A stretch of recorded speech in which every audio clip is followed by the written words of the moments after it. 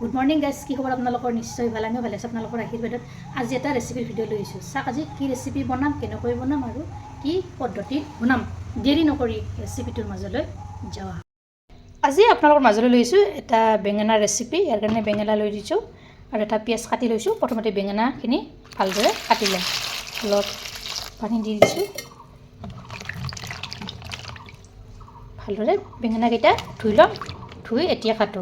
চাই দেখিছোঁ ভিডিঅ'টো বেঙেনা কেনেকৈ বনাম, কিহেৰে সৈতে বনাম আৰু ইয়াতে কি কি ইনগ্ৰিডিয়েণ্টছ দিম। এয়া মই প্ৰথমতে বেঙেনাকেইটা কাটি ল'ম। এনেকৈ কাটিম সৰু সৰুকৈ। ইয়াতে দি দিম। গোটেইকেইটা বেঙেনা গাইজ আজি আপোনালোকৰ মাজলৈ লৈ আহিছোঁ এয়া বেঙেনা আৰু বিলাহীৰ এটা ৰেচিপি। মাহঁতৰ ঘৰৰ বেঙেনা আৰু বিলাহী বনাম শহুৰহঁতৰ ঘৰৰ কাৱৈ মাছেৰে। চাই থাকিব ভিডিঅ'টো সম্পূৰ্ণভাৱে আৰু স্ক্ৰিপ্ট নকৰাকৈ। দেৰি নকৰি এই ৰেচিপিটোৰ মাজলৈ যাওঁ। অলৰেডি কেৰাহীটোত মই তেল গৰম হ'বলৈ দিছোঁ। তেলখিনি গৰম হৈছে। প্ৰথমতে এয়া মাছকেইটা অলপ ফ্ৰাই কৰি ল'ম। ইয়াৰ কাৰণে অলপ নিমখ ছটিয়াই দি দিছোঁ। তাৰপিছত দিছোঁ অলপ হালধি গুড়ি।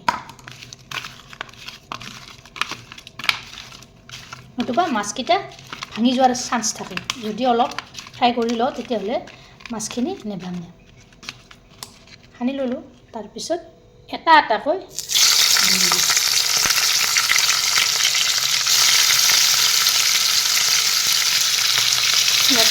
পুখুৰী মাছ হয়, লোকেল মাছ,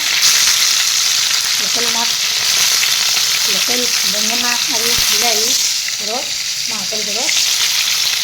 প্ৰথমতে এয়া মাছকেইটা মই ফ্ৰাই কৰি ল'ম। এয়া মাছকেইটা মই এনেদৰে তলপৰ কৰি এফালৰ পৰা অলপীয়াই দি দিম।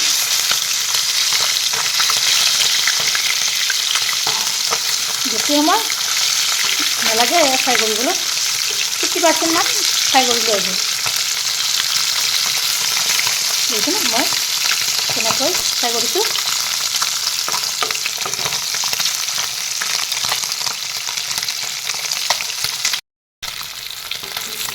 এই মাছখিনি হৈছে মই তাৰ পৰা তুলি ল'লোঁ।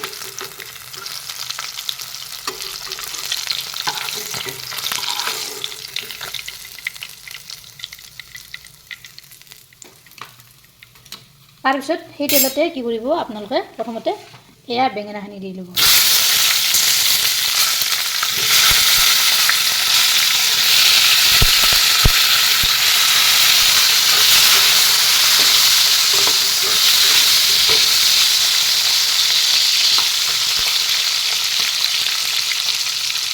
বেঙেনাখিনিতে কিছুমান নিমখ দি দিব। তাৰপিছত দি দিব অলপ হালধি গুড়ি ছটিয়াই দি দিব।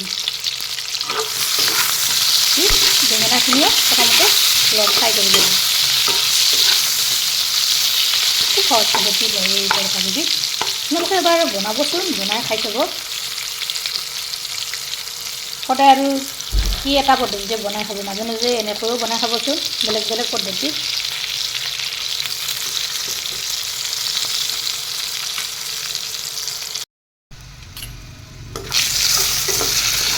এয়া মোৰ বেঙেনাখিনিও অলপ ফ্ৰাই কৰি ল'লোঁ। তাৰপিছত নমাই ল'লোঁ।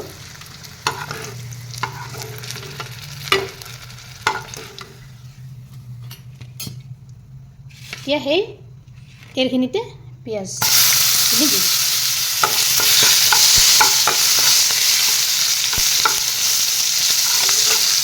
পিঁয়াজখিনি অলপ ৰংচঙুৱা হ'বলৈ দিম।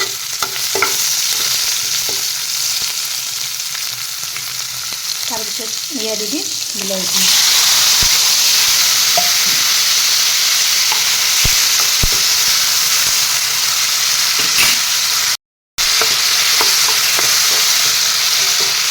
বিলাহীখিনি দি এফালৰ পৰা এয়া লগাই যাম মই। তাৰপিছত ইয়াতে দিম এতিয়া হালধি গুড়ি দি দিছোঁ।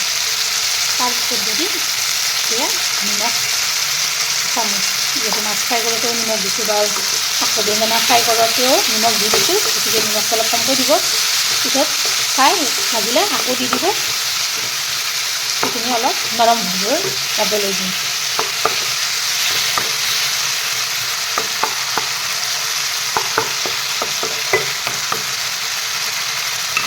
যেতিয়ালৈকে বিলাহীখিনি নৰম হৈ নাযায় তেতিয়ালৈকে এনেদৰে মই ভাজি ৰাখিম।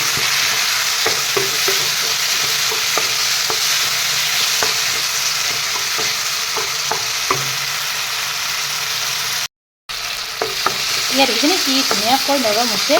ইয়াতে এতিয়া দিম মানে এয়া আদা নহৰু তাৰপিছত আছে কেঁচা জলকীয়া আৰু ধনিয়াৰ পেষ্ট এয়া চামুচ দি দিছোঁ।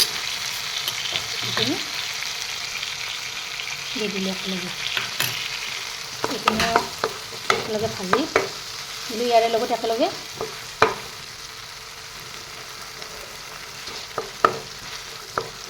এনেদৰে অলপ টাইম ভাজি দিম যেতিয়ালৈকে অলপ আদা নহৰু গোন্ধটো নাইকিয়া হৈ নাযায়।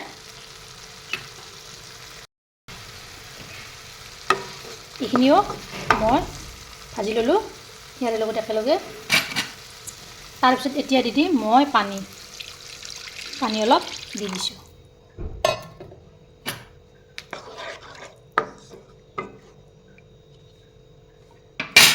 তাৰপিছত এয়া ফ্ৰাই কৰি লোৱা বেঙেনাখিনিও দি দিছোঁ।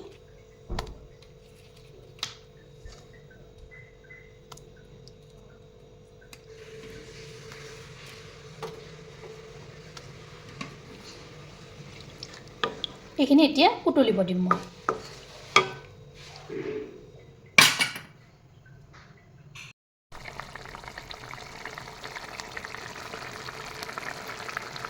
কেইমিনিটমান যোৱাৰ পিছত দেখিছেনে এতিয়া পককৈ এয়া উতলিব ধৰিছে।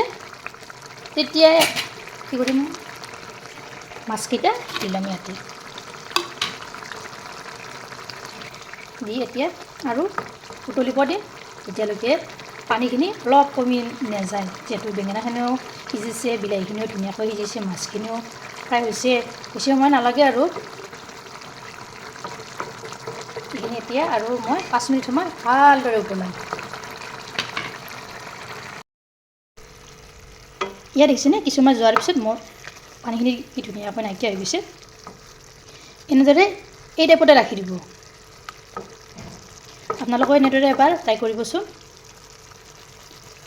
মাহঁতৰ বেঙেনা আৰু বিলাহীৰে শহুৰহঁতৰ কাৱৈ মাছৰ জুতি ল'লোঁ। এইখিনিতে ভিডিঅ'টো ভাল লাগিলে লাইক কৰিব, শ্বেয়াৰ কৰিব, কমেণ্ট কৰিব আৰু মোৰ চেনেল যদি প্ৰথমবাৰ আহিছে তেনেহ'লে চেনেলটো ছাবস্ক্ৰাইব কৰিব। লগতে ফেচবুক পেজতো ফ'ল' কৰিব। আকৌ এটা নতুন ৰেচিপিৰ সৈতে লগ পাম আপোনালোকক। আজিলৈ আহিছোঁ, ধন্যবাদ। জয় আই অসম।